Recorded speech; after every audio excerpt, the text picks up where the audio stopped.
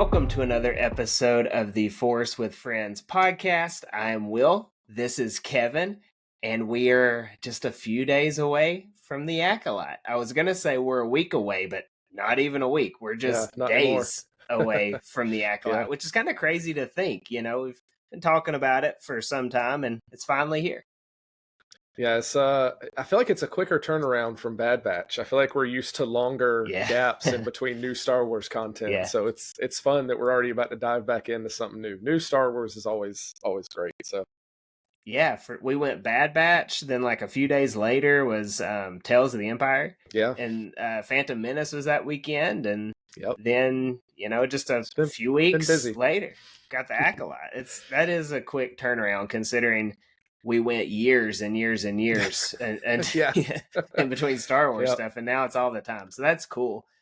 The Acolyte, it's kind of polarizing, I would say. Like there's, if you post anything Acolyte related, there's a lot of folks who are just not into it, and there's a lot of people that are super excited. I'm in the camp that I'm going to be really excited until I don't need to be excited, right? Like if they give me a reason to hate it, okay, fair game. I'll hate it, but I don't have that reason yet, right? Like Mando season 3 gave me reasons to be like, oh, this isn't fun. And I came into that really excited, but I haven't rewatched it, and I've said it's bad. So I'll say the Acolyte's bad if it is, but until then, we're excited about it. Yeah, I think even from when we first heard about it, like conceptually, it was just a cool idea, right? Like Star Wars, except like mystery thriller, like just the idea of that. So I've been cautiously optimistic ever since we've heard about it, but man, the more we see of it, which they've been putting out a lot these last few weeks, a lot of trailers, a lot of information.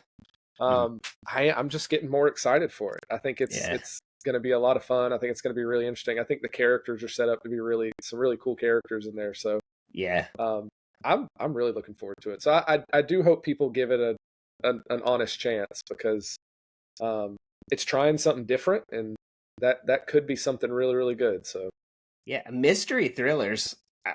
When you look outside of Star Wars content, some of my favorite stuff to consume is mystery thriller. Like it'll draw you in. As far as episodic TV goes, I'm expecting to be on the edge of our seats. Like, oh, well, what's going to happen next? Like, how is this going to play in? And sometimes, like with the Mandalorian, Ahsoka, things like that, not that we're not excited for the next week, because we are, but it's just different when you're talking this genre. So I'm excited for that. Kind of like if you're reading a mystery book, it's like, oh, next chapter, really a page turner. So I'm hoping it kind of goes that way. The High Republic, I mean, it's in a time frame that this is nothing against the High Republic. This is against me. I'm not a good reader. So anytime I try to get into it, I'm not that person intellectually that's going to like get into a book and stay in it. So if you can throw it on screen for me, I think I may be more likely to enjoy the High Republic era as well. And that's what we're getting here. I know it's the tail end of it, but still, that's a cool thing. Yeah, I think, because I haven't gotten a ton into it yet. I've read Light of the Jedi, and that's as far as I've gotten. I'll try to get more into it when I get a chance. But for people who are pretty familiar with it, I imagine it might be pretty interesting to see how we move away from that time period, because we obviously know things fall apart later on, and so I like the idea of this being the exit kind of period where things are starting to not be so good. So I think that could be interesting for people who have really invested a lot in it so far. No, I agree. And like so I follow a bunch of people on Instagram that are way into the High Republic. They've read it all. And, they'll post stuff like book review stuff and commentary and things like that. Yeah. And it's good stuff. Like it's more of a testament to me than it is to the High Republic that I haven't read it. That's so, but I'm excited to see it. I think also, Leslie Headland, who's the show writer for this, I feel like she said a few things to this extent. Now, she said a lot, which has probably made some people mad, whatever. Like, again, get past that and get into the story. But I think she said something along the lines of, we know things are going wrong. Like the Phantom Menace is the unraveling of the galaxy. Like the Star Wars story, we know for whatever it is, I guess 20 years plus another 6 or something like that, another 5 for the original trilogy. So we might know 30 something years of Star Wars and like our little Skywalker saga. And that's just the unraveling and then trying to piece back together. And then we jump to the sequels 30 years later and it's unraveled and pieced back together again. We don't know the good going to the bad. And so this is going to kind of get that ball rolling of, okay, the galaxy's good.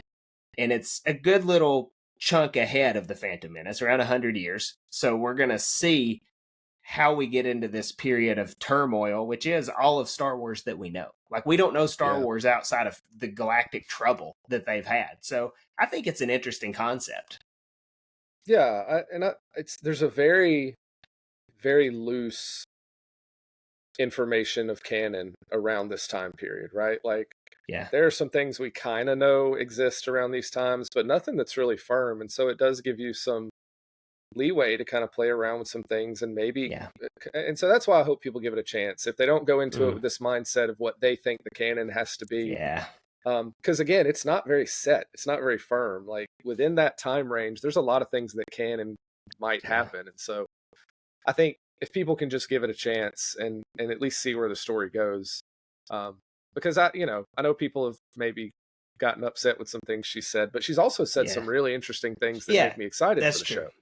And so there's some pretty cool interviews with her out there where she talks about some things that could make the show really, really pretty interesting in terms of looking at the Jedi and the Sith. And so I don't know.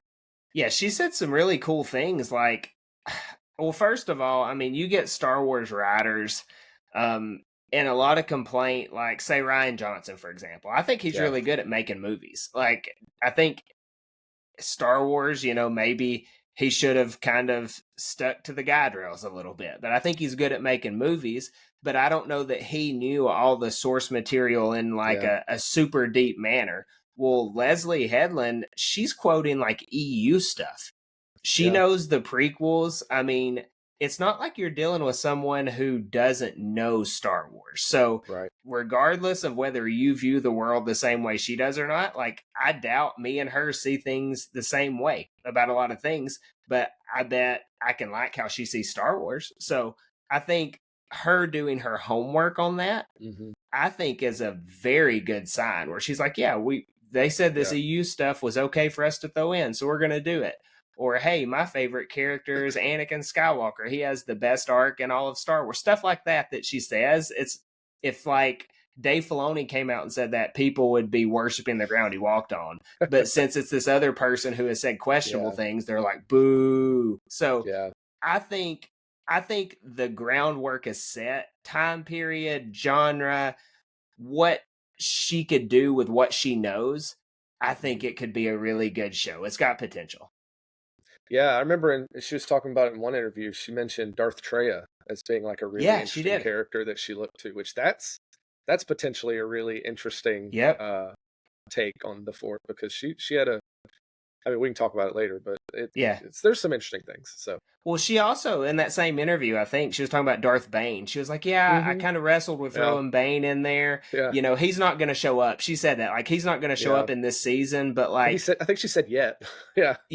She was like, in this season, he's not going to show up, but like, we're not beyond putting him in it or something like that. Right. So I think it's going to be good. So going kind of from just our initial thoughts into maybe where we think it's going, I think the easiest thing for us to do, I think this latest trailer we got a few days ago, maybe last week, I think it's got some stuff that we can look into. Like, it gives us the most glimpses of stuff we haven't seen yet. So let's get this pulled up. Sharing a screen is like the bane of my existence on here. But we'll get it up, and hopefully, Kevin, tell me if we can't hear it once we get there, but let's see. Jedi are being murdered. I didn't do it! Please believe me!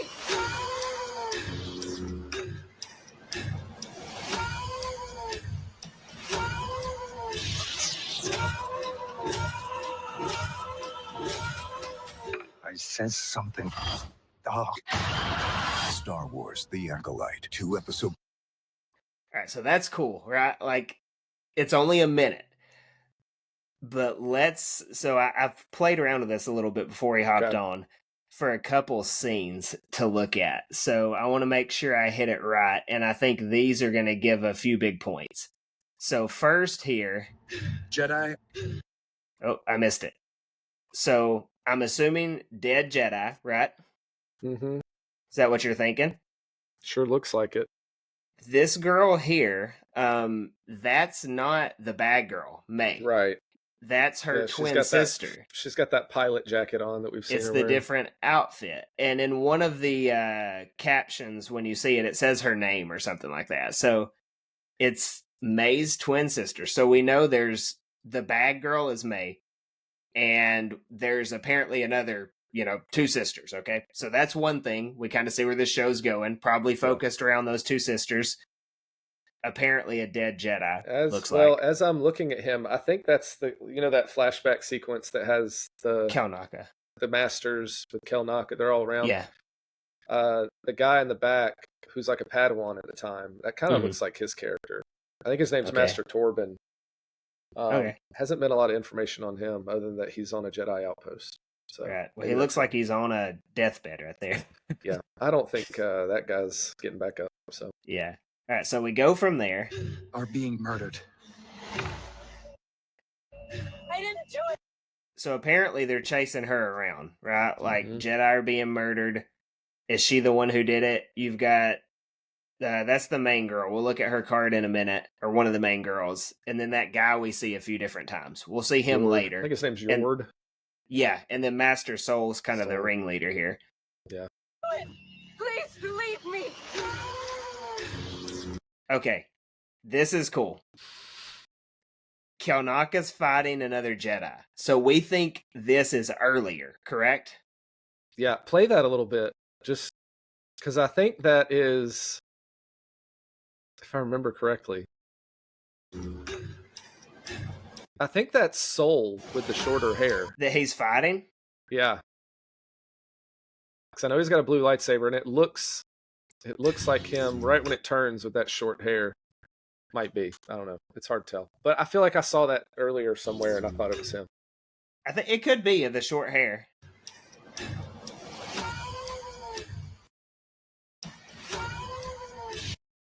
All right, so right here. Yep. This is the mask guy. Mm-hmm. This is that guy with the yellow saber. Yeah.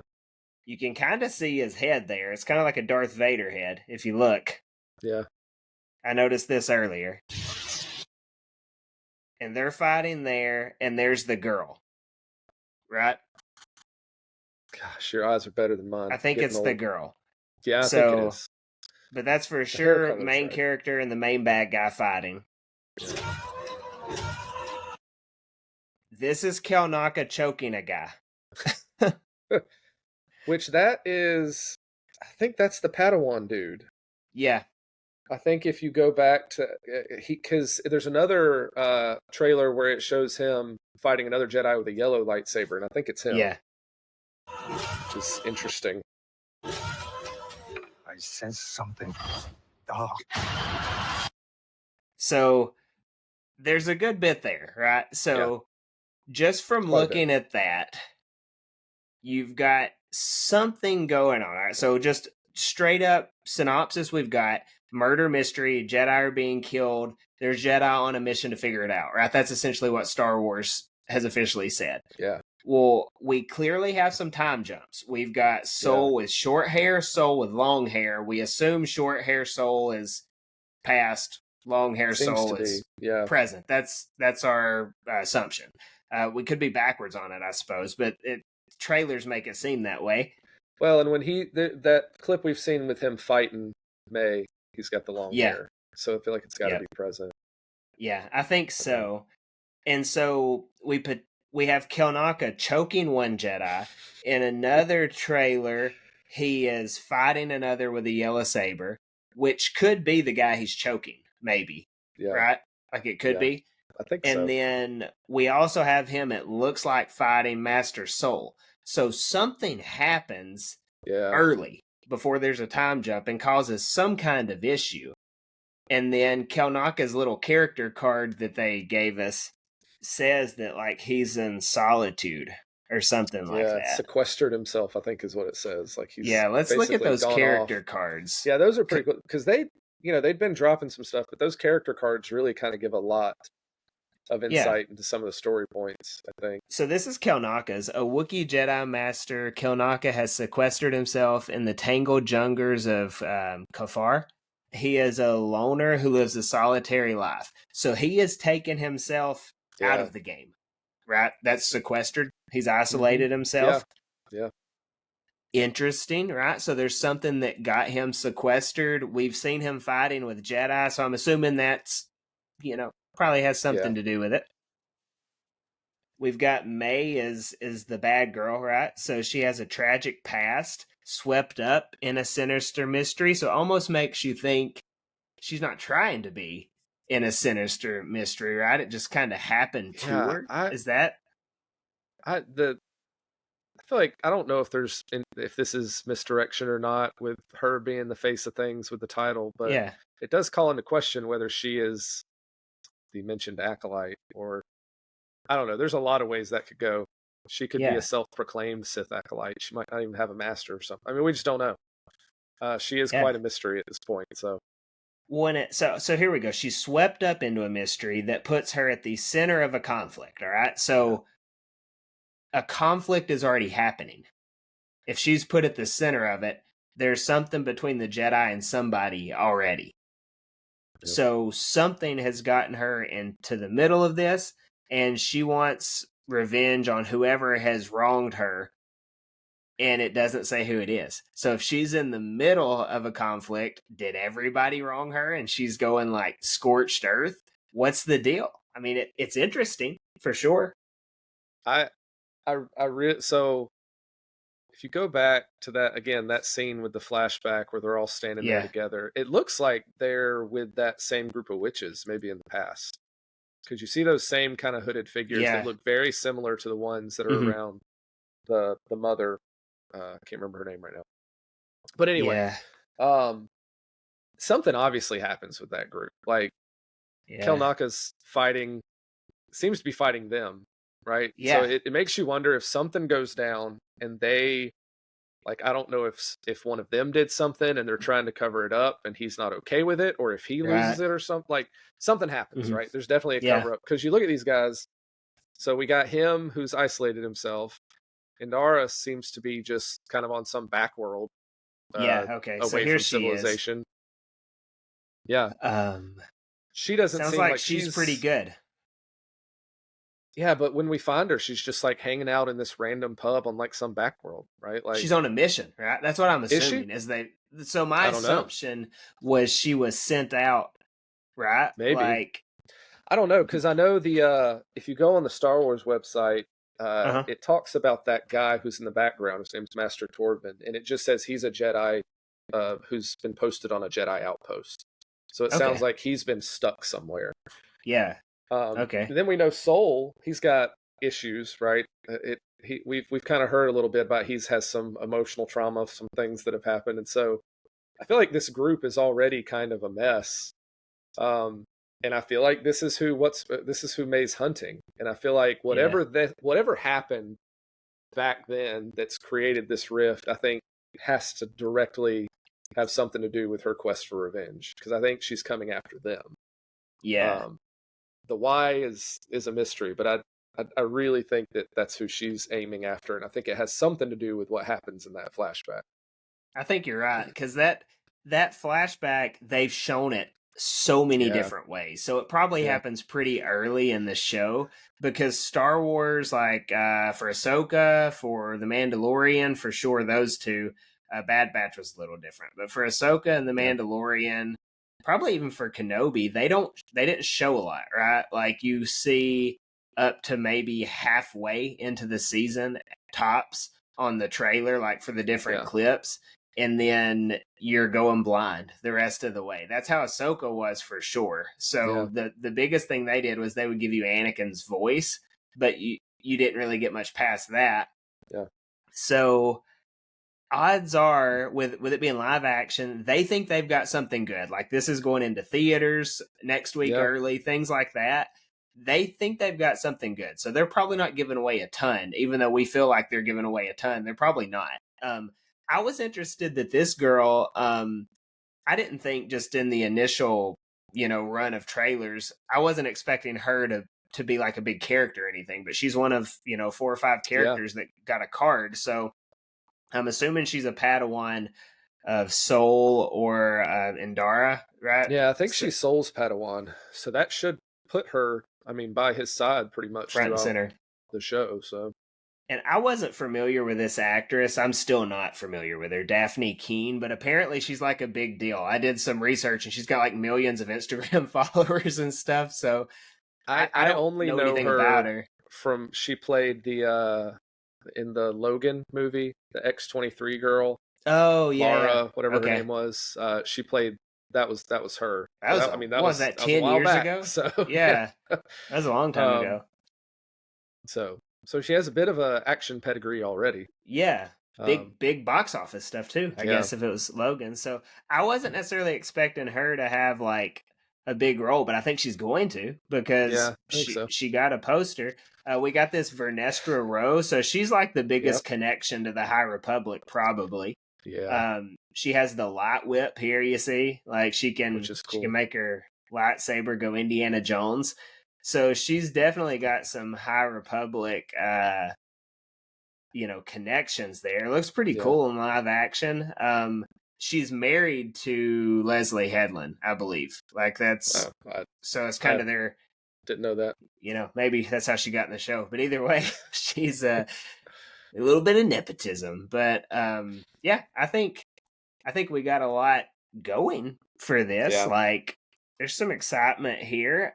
We feel like we know a lot from the trailers, but we don't know much. It's a good way to put it. Clearly, it's kind of hard to say what we think. So hold on, I think there's been I feel like they've been able to give you kind of a big picture setup while still really maintaining the mystery behind it. Yeah, there's that guy in the middle. This is the kid that Kelnaka's choking. I think so. And he looks like he's got a Padawan braid. He does. They gave him a terrible wig. That's pretty bad. That might be the dead guy at the beginning of that trailer. I think you may be right. Because if we're expecting her to be hunting them down, we know she goes after Indara. He looks like he bites the dust. So he may have been a Padawan comes into play somewhere. And then you get a time jump, and that's where she got him. Yeah. I don't know. I have some wild theories, but we'll get into that now, later. I'm under the impression that this scene where he's like, what do you see? And they say fire and all that. I was kind of under the impression that this may have been early rather than late, but maybe not. Because obviously, like, we think long hair is more recent. Yeah, so I think this is probably where he's just going to start off as he finds out about these murders and the potential that it could be, his former apprentice. I don't know. This mother, Anicia or something like that, she's leads a coven of witches, kind of creepy. She's knowledgeable in the ways of the Force, so like that throws in another wrinkle. Like, so we've got Jedi, we assume Sith, and then there's this woman who knows the Force but probably unaffiliated, right? So she's not like a Night Sister. That's not what she is, but it sounds like it's in that same vein. Well, and she's the one in that trailer who makes that comment about it's about power and who can wield it or something like that. Which I don't know. After hearing the showrunner talk about Darth Treya, like there's some connections there because you go back to that game and like she kind of had this perspective that the Force shouldn't affect people's destiny, right? Like she wanted to kind of get rid of all of the Force. Like that was what her villainous mission was, to upend the Force's effect on people's destiny and the people that had control over it. I don't know. So I wonder if she's somewhat maybe inspired by that character with her comment about how it does seem the people with the Force are the ones that get to call the shots. Yeah. I don't I'm know. excited There's about some interesting things. this guy's little Yeah, bio here, if you yeah. can read that. So Temple Guardian, he's got the yellow saber. So that's, Yeah. again, another, this is kind of side tangent, but if you're afraid that she's not going to handle canon right, well, she's keeping the Temple Guardians with yellow sabers. Saber. Like, that's just little things that play in. Like, I appreciate that. So we got him, and he sounds like a, like Galactic Republic Jedi that we could see, right? So he's super dedicated to the Jedi, super dedicated to the Republic, almost to a fault. What does that sound like? Sounds like the prequel trilogy. Yeah. So, I mean, it does. I like this. I like this a lot. I think he's going to cause some issues because the High Republic, like, he may be the example they make, right? Like, hey, this isn't right, your way of thinking. It can kind of be a foreshadowing to how everything falls. And I think, I don't know, based on the dark tone of this show and the fact that he is this by the book, fully committed to the Jedi guy, I have a feeling he's going to have a sad death. And I wonder if it's going to be through some sort of betrayal of the Jedi, the Order. Like something happens where he realizes they are not who he thought he was. I could see something like that playing out with that type of character, who's kind of this stalwart of the Jedi way. And I feel like a lot of people are going to die anyway. So I feel like he has the potential to have a pretty sad death. So we'll see. No, I agree with that. I don't know. There's a whole lot here, so I think there's I'm going to stop on that. But as far as like you think that guy's going to die and it's going to be real, like you said, it might be sad. I think if not everybody, most everybody will die in this. Like if we're talking predictions about the show where we think it's going, I don't see a way where anybody that knows about the Sith makes it out. So it appears he fights the Sith in one scene. The Padawan sees the Sith, the girl Jackie or whatever is behind him. You would assume the rest of the group is there as well. They all see someone with a red blade in that first trailer we saw. So just to kind of preserve the canon of we haven't seen a Sith in 1,000 years or whatever. Well, the people there hadn't seen one, but all these dead people, they can't account for it. So I think a lot of people aren't going to make it out. I don't know that I agree with you that it might be sad when he dies, because if he is this symbol of, just unwavering support to the Republic, and it's like that Jedi hubris that kind of causes the fall, I almost wonder if there's going to be a segment of the fan base like, us who are like, yeah, they made Anakin bad because they couldn't do whatever. Like you kind of see him thinking that same line and you're like, well, that's what it gets you. So if they build his character up that way, you could be like, that's a foreshadowing there. Like he was too thick to see through what was going on and it cost him. That's true. He could be the hubris, egotistical side of the Jedi, because obviously that's a huge part of what we see throughout the prequel trilogy. But I also thought he could potentially be like someone who ends up feeling like the Jedi let him down, right? Like this order, especially if the guy in the mask is somehow affiliated with the Order, right? If this is somehow a Jedi, or if something happens where he discovers like things, like whatever this thing in the past is, like he figures out something the Jedi have covered up and just feels really betrayed by this Order he's given his time to. I don't know. There's a lot of interesting ways this could go. There's a lot of interesting character paths that I feel like we could follow. And I think that's one of the reasons I'm most excited about the show, is because I don't feel like there's a set path for anybody. Correct. I feel like everybody's arc is wide open right now, and I don't know what to. It's a mystery expect. It is, and I like that we've learned a lot, but still don't know a lot. I would hate to go into the show feeling like we have the whole plot down. So no, I think this is just so good. So are you familiar with Harper's Island, the show? It came out it was a mini series. You mentioned that to me today. I hadn't heard of it. Yeah, I think it was like 2000, maybe 9 or something like that. It was a long time ago. So it's kind of a play on the Agatha Christie novel, And Then There Were None, if you're familiar with that. So they're going out to this island for a wedding, and there's kind of like this girl and a guy have like a history with the island. Like they haven't been back in a long time. It's like off the coast of San Francisco or something like that, Mhm. or maybe is in the Pacific Northwest. But either way, they go out there, and like the reason they haven't gone back is like 10 years ago or 15 years ago, there was like a string of murders, and they were kind of connected in that, and so they moved to the mainland and have never been back. And so they go back to this island. A bunch of family friends are on this island. Spoiler alert if you haven't seen Harper's Island. It's really old, but spoiler alert, the killer is back. So like the original serial killer from whenever is back. And so each episode someone dies. Someone dies. It's like a 9 or 10 part mini series until you get to the very end and there's only one person standing. And so, and like the whole little thing is like you hear this creepy 1 by 1 voice every time, like it shows the show intro or whatever. And so it feels like it's going to be that type of thing. Like someone keeps dying. We don't kind of understand what's going on at first, but you know, about midway through, we do figure out who the killer is. And then you're like, oh, how are you going to stop the killer? And spoiler alert, the killer keeps killing people, and for a little bit it's not who you think it is, and then you're like, oh my goodness, how is it that person? So I'm gonna have to check this show out. Sounds interesting. I don't know how we watched it. Ashley really likes it. We watched it. I probably watched it like almost 10 years ago, and then it was probably 10 years old at that point. Yeah. So it's pretty good though. But I feel like this show kind of has that potential. Like, okay, there's something bad that has happened and we're in the present and there's repercussions of the bad things that have happened, but we don't really understand who's doing it or why. I think it could go one of two ways. We could kind of figure out midway through what's happening and then like, okay, there's a stop it plot. But what if it goes all the way through the 8 episodes and we don't figure out to the very end what's happening? I like that idea too. I do. That'd be pretty wild.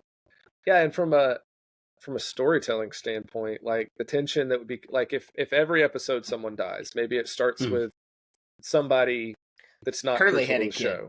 Yeah, curly-headed kid.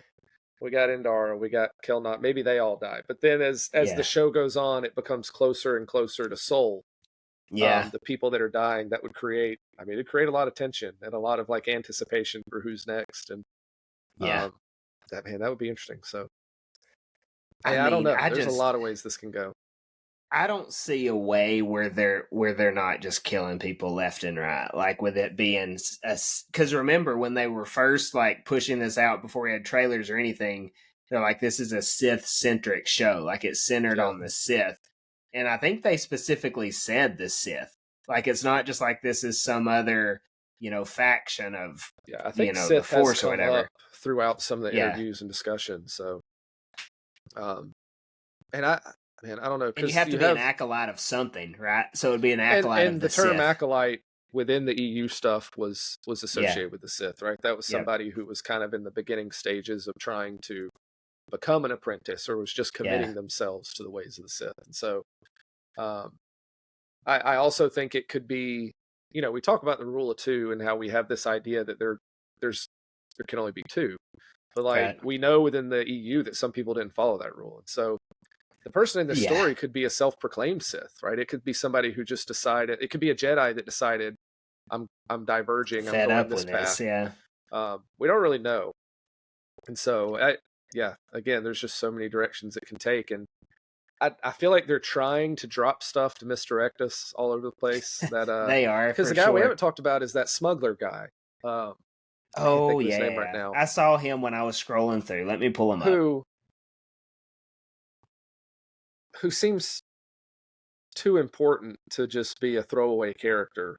I don't know how to pronounce his name, but Qimir or Qimir maybe. He's a former smuggler living as a trader, procuring unusual things and enjoying a life of leisure. He is a supplier who has survived in some of the shadier starports in the galaxy. And in one of the trailers, he says, "Peace is a lie."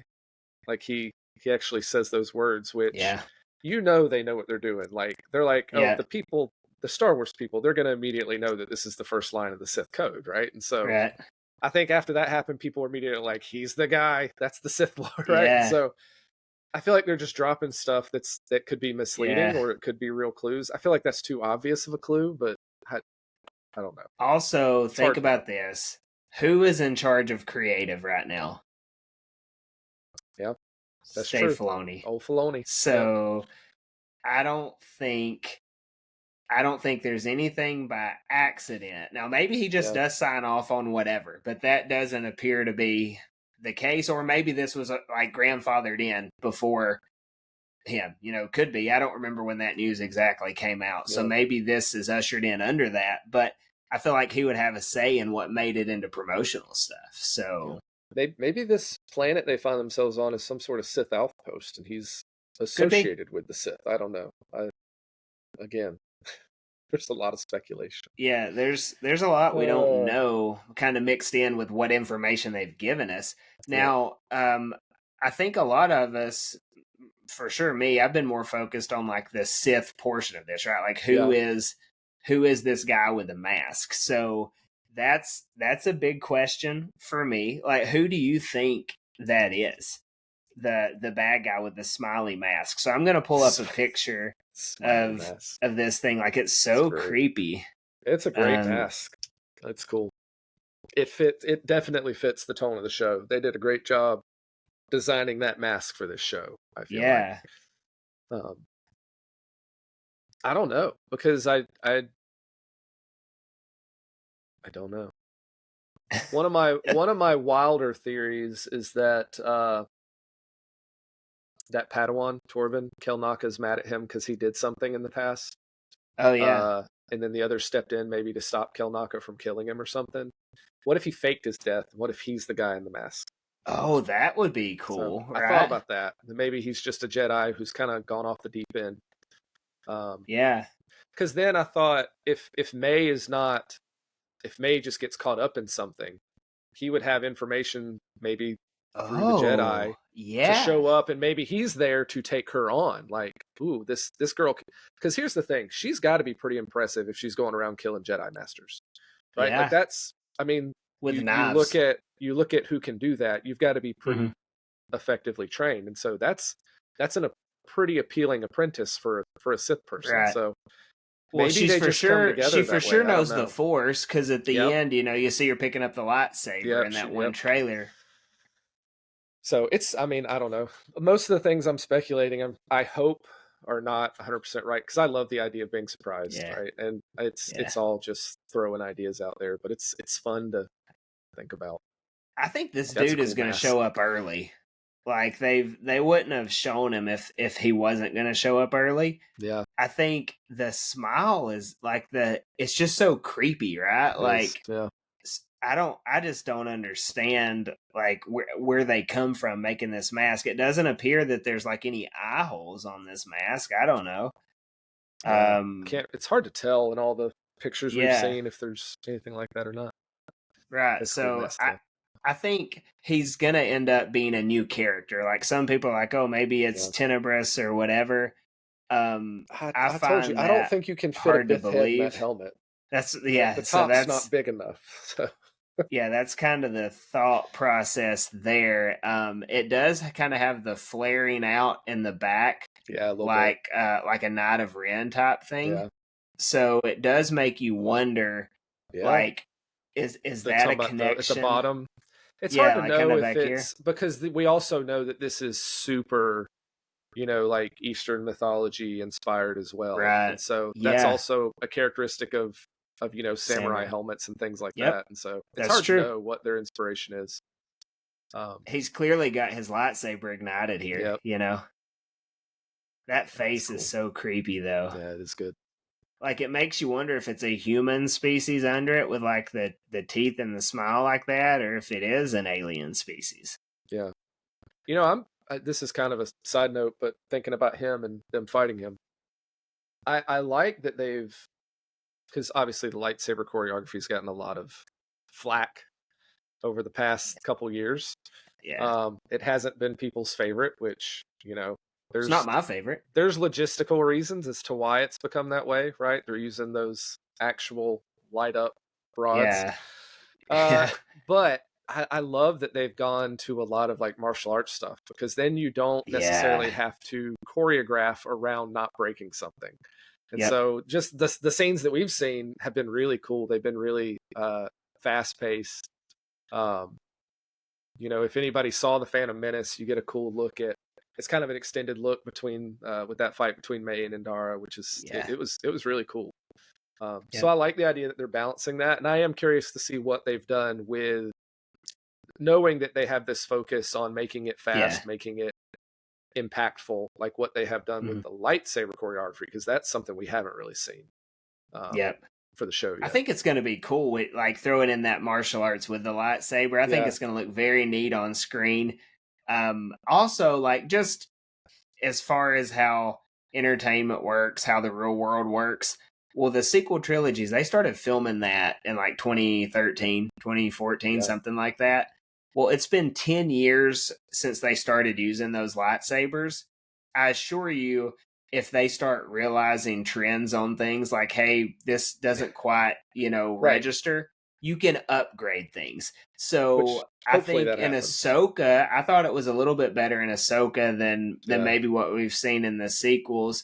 But at the same time, it wasn't prequel level. I don't think it's going to get prequel level because you've got Hayden and Ewan training for like 3 months to do whatever. So, because they could, because it was a movie. So there's a lot to this. But who's to say they can't figure out how to use those new sabers and do cool stuff at the same time? Like as time goes on, I don't think that's out of question. Right. So I'm hopeful for the combat here. I do think that this guy, I don't think he's going to be the master, the Sith master. We talked about this a little bit. I almost wonder if he's the apprentice. So maybe that's going to be our big reveal at the end. So, because tale as old as time in Star Wars. So in the EU, Palpatine trains Maul, and he has to tell Plagueis like, oh no, he's just a mercenary essentially. Like he's strong in the Force, but he's not going to be one of us, Yeah. And so, well, Palpatine kills his master, and Maul is one of us. Then you've got Count Dooku and Asajj.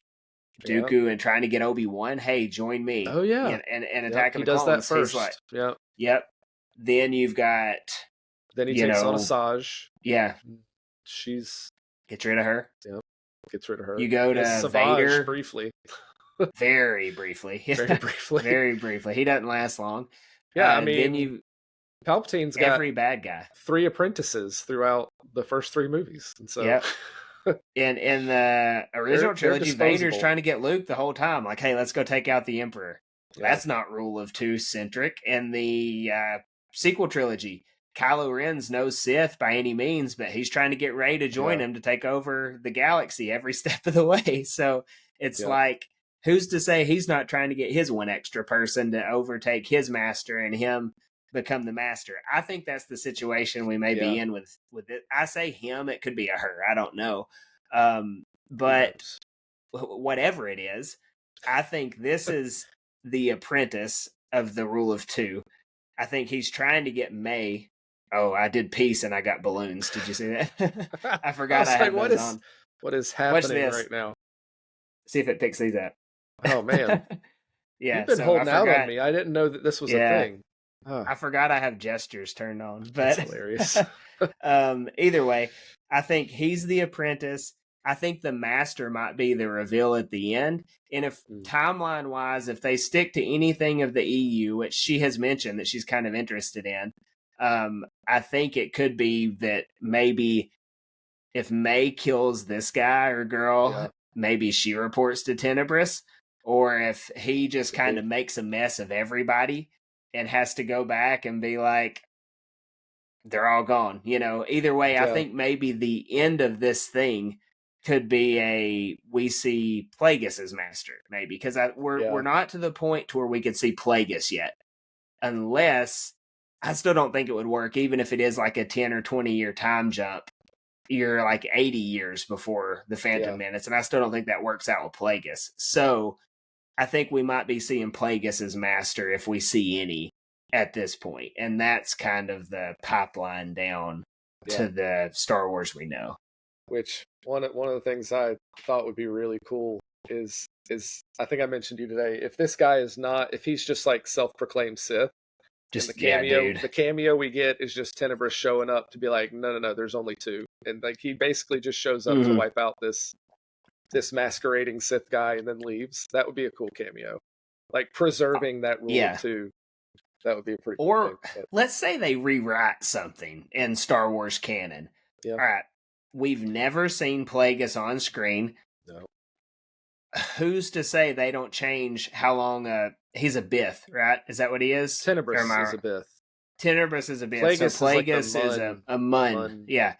Mun. So let's say they rewrite how long they can live. Well, let's say Tenebrous and Plagueis show up and just wipe out everybody. How cool would that be? That would like, be cool. because I mean, who's going to be like, oh, those losers? Plagueis is too old. Oh, that's your, hill you're going to die on. There really is no firm canon on their timeline right now. Like it's very, very loose. We know they existed, and that's pretty much it. So right. So we get a little bit more towards the Palpatine era, but now it's just like we really don't know anything, and so I don't know what people have to hold on to that they're trying to prevent. And he's trying to be immortal, so let's say that he's figured out a way to age slower, stuff like that. So I think if they're going to break any canon to throw something in, that's a very non-confrontational way. Like, his species can live like 500 years, so this is how it goes. I would be 1,000% okay with that, and they end up like getting us to that point. And then what if they announce the next project at the end of it, like they did at the end of Mando season 2, where they announced Book of Boba Fett? What if we get to the end of this and they're like, Plagueis, a Star Wars story coming, whatever, 2026 or something like that? I think that would be so cool. Now, probably won't happen.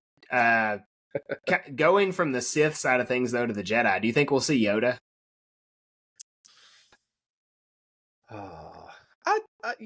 I could see him making a brief appearance at the temple at the beginning, and that's it. Strange not to, because obviously that it seems to be that's where we find Soul at the beginning, and so I'd be okay with him popping up briefly. It would make sense. I don't need them radioing him back every episode to talk to him, but he's not the Grandmaster yet, right? No, and Soul's a master, right? Like he's expected to go out and be able to resolve things on his own. You know, like it's not like I don't know. So I could see making a cameo, but I don't think it'll be much if he does. Yeah, I mean, I think it would be weird to not show him in some capacity, just because we could see Hu Yang. That's another person we could see, maybe. Like, be a fun one. I don't know if some of this was filming at the same time, but that would be an easy one to do. Yeah. Be a fun one. That would probably be the extent of the characters that we know. I mean, I'm sure some of those Jedi Masters on the Council were super old and we just don't know it, right? Like, or maybe some people do know it, but I think for sure Yoda's probably a safe bet to show up. Yeah, I think so. That'd be fun. So, it's exciting. Yeah. I wonder, do you think they'll focus a lot on Coruscant, or do you think, like, once they get out into this mission, they're kind of out there? Yeah, I think once he heads off on this thing, I think that's going to be the bulk of our show. Yeah. Because it looks like we hit a couple different planets, and so... for sure, a few. There's the icy planet, there's the planet with the witches. I suppose they could be the same, but I don't think they are. There's the forest planet, and then that outpost, so that's 4. Coruscant 5. Like, so I think there's a lot to cover. There's a lot to do, and I only 8 episodes I'm fine to do with that. And I'm not. I've been on Coruscant enough. I'm happy to go explore other places. So you think we're going back to Tatooine? Oh gosh, no. The Mandalorian has an affinity for that. Oh, They're like, hey, let's go back to Tatooine. Yeah, it's like every 5 minutes we're back on Tatooine. How did we get here again? So yeah, I think it's. Man. I like the idea of having Coruscant and 4 new planets, maybe that we haven't seen. Now that one could be Ilum that they've shown, or Ilum. That's true. However. Yeah, because I think there's been some speculation they're possibly there. Yeah. Well, I don't know if they're there just for routine purposes, though. I don't know why they'd run into her there. That's a good point. Girl. So maybe it takes. I don't know. We'll find out. Yeah, I suppose that is a good point. Because the only reason they would be there is if they're taking like younglings to get kyber crystals, and I don't know that it lines up with what was going on there. Yeah. So maybe not. The only and every snowy planet that pops up. Oh, is that Hoth? Is that Ilum? Yeah. We have like 2 big ones that 2 references we revert back to. So yeah, that's funny. Oh, yeah. No, I I'm excited. I think one of the coolest things that we might see about this show is amidst the thriller aspect of it and the mystery, which should be pretty engaging. The choreography looks fun, the action looks Hmm. fun. I think if this can really sit down and take an introspective look at like what happened with the Jedi, right? Like that's one of the biggest things I want to take from this show is Yeah. really connecting what is it that's going on with the Jedi right now that's really going to lead to this fall later on, and just and I think the showrunner She's had talked hinted a at little. that. She has, and she Yeah. talked about this idea of balance, which I think made some people mad. Um, She sees that differently maybe than George Lucas would I don't have. I don't know that she does though. I think maybe it's the way people read it. Think that George thinks about it. I mean, Because George's take is that the Sith upend balance, right? That the dark side is yep. not part of the balance. Right. Um, with what she said, I think she just indicated that it's not really about good or evil, but it's about balance and imbalance, Yeah. which makes sense though, right? Because if you look at like the Sith side of things, the anger, resentment, Mhm. revenge, bitterness, all these things they pursue, that's very much like an imbalance of the Yep. Force, right? So the Sith pursue imbalance, whereas the Yeah. Jedi are supposed to manage those things with Level-headed. Yeah. peace, compassion, love, Yep. mercy, like all these things that it's not like they don't feel those things, right? Those are still normal emotions, but they choose to act differently. And so it makes me Right. think back to Kenobi.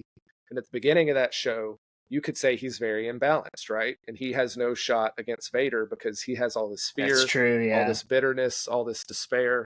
But by the end of the show, he kind of gets back to that point where Resolved. he has purpose, he's resolved, Yeah. he defeats Vader. And so one of the interesting things on Soul's card is it talked about how he's balanced in some issues that he's had in his past, which makes me wonder if we see maybe that's why a character like Indara or Kelnaka fall to this Sith person potentially because they aren't centered. Whatever this thing that's happened in the Right. past is still has them in that Kenobi phase, right, where it's still eating away at them. Yeah. So I like the idea of looking at like what a Jedi is at his best when he is able to accept those negative things that the Sith pursue and balance them with something else. So Right. I actually liked the way that came across, and maybe I read it differently than other people, and that's fine. Um, I do. but I There think are it people that fits. read So anything she says with like they're that's true. seeing they're Yeah. seeing like at the bullfight where they wave the red in front of the bull and the bull's That's really true. mad. That's kind of what happens. But I mean, if you want to look at what now again, this ain't helping many people's case either, but like how Luke Skywalker explains balance in episode 8, it's actually something I don't mind. Like where she's feeling things, Rey is like in the Force, and he's like powerful light, powerful darkness. Like that's both. Snoke says it, like darkness rises and the light to match it. And in the EU, like in the Plagueis novel, you see like you kind of get that hint that Anakin is a result, right, of Palpatine falling. So things are out of balance, and so counter, there's always that counteraction. My opinion of that is more along the Qui-Gon Jinn line of things. Like the Jedi fall because they get imbalanced as well. They go too far. They go too far the other way. Kind of like that Yord guy or whatever his name is. So he seems like too far towards the whatever religion or whatever you want to say of the Jedi, and too far that way is bad too, right? You've got to be more centered, and I that's my opinion of it. And I think people think way too hard about what that means. It's fun to think about, but I'm happy to be wrong if I am. So, and it's all fiction, so like, see, again, it can evolve over time. It's kind of you're playing as you go. If it makes sense and tells a good story, I'm all for it. Yep, absolutely. George sold Star Wars. I mean, sorry, like, it's what happened. And there's been some great stuff since then. So So, and I'm okay if it turns out good. I'm okay with it. So, like, if we're making, I would say New Year's back in January when we were talking about 2024 projects, and we were talking about this show, we were talking about Skeleton Crew and other stuff, and we were saying we were cautiously optimistic for this show. Well, after the trailers and all the press stuff, I'm optimistic. I'm not cautiously optimistic. Like, I'm going into this thinking this is going to be a good show.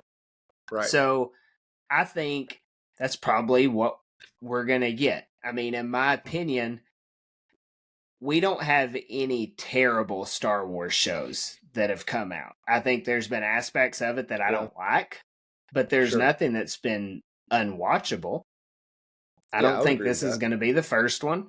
So I think it's might have some stuff that some people don't like, and will have some stuff that other people like. And honestly, that's kind of how you want it to go. I think they're aiming really high on what they want to do with this show. And will some things fall short of people's expectations? Probably.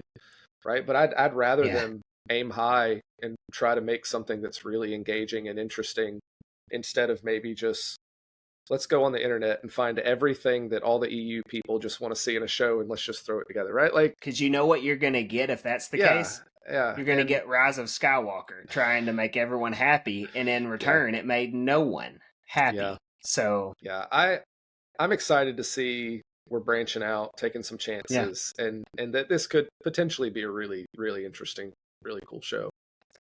That's where I land on this as well. I think it's going to be cool, and this may just be like the first step into this too. We don't know their plans, so we could get into this and it be like, hey, we're going to explore the next 100 years up to the Phantom Menace, and people are going to lose their minds if they do that. Yeah. So now again, if it falls short and it's terrible, and they go and make Kenobi more about an Inquisitor than about Kenobi, or they go and do whatever that we don't like Book of Boba Fett is unwatchable at some points. Mandalorian season 3 is like, this could have just been an email, like it didn't have to be the whole thing. So if it's that, we'll say it, but I don't think it's going to be that.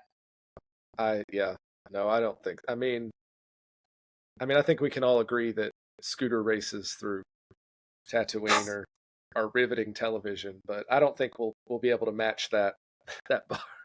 Yeah, no, I mean, there's been some things that are just like, this is rough to watch right now. But like you said, by and large, that hasn't been the case, right? Star Wars has been fun lately, so I think it'll stay that way. So I agree.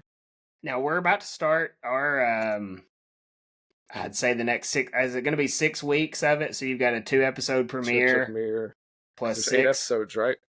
Yeah. Are there 8? Is that what there is? 8, I believe. So that would be 7 weeks. Because if they only double up on one, right? But who knows? That's true. Yeah. So they the next 7 weeks, I don't know, of series, they've already put it out there. I just don't know what it is. Yeah. I know there's one double. But either way, the next 7 weeks are going to be breaking down the Acolyte each week. Like that's what we're going to do. So if it's bad as it's going through, we're going to stick to it and say, hey, I don't see where this is going. If it's great, we'll say it. We'll speculate on where it's going. I think it's going to be a lot of fun. Like Ahsoka, I think by the time we were done with it, we were kind of like excited that it was over because we were like, oh, okay, what are they going to do now? And then like 20 minutes in, we're like, okay, I don't have anything else to say. I think a mystery is going to be fun. I think so. Yeah. And we'll have a lot to talk about next week. It's a big premiere, so it'll be a lot to break down. So that's what we think about the Acolyte. It is predictions. Like that was not like, okay, we listed 3 predictions, 4 predictions, whatever. Yeah. We talked a lot about where we think the show's going. So let us know what you think in the comments. Do you think this show, is going the way we think it is? Let us know your thoughts. If you're excited, if you're like, I'll skip on this until I see if it's any good. Whatever. We want to hear it all. Otherwise, next time we have an episode, we'll have a couple Acolyte episodes to talk about. So super pumped up about that. Again, thank you guys for watching, and we will see you on the other side of the Acolyte premiere.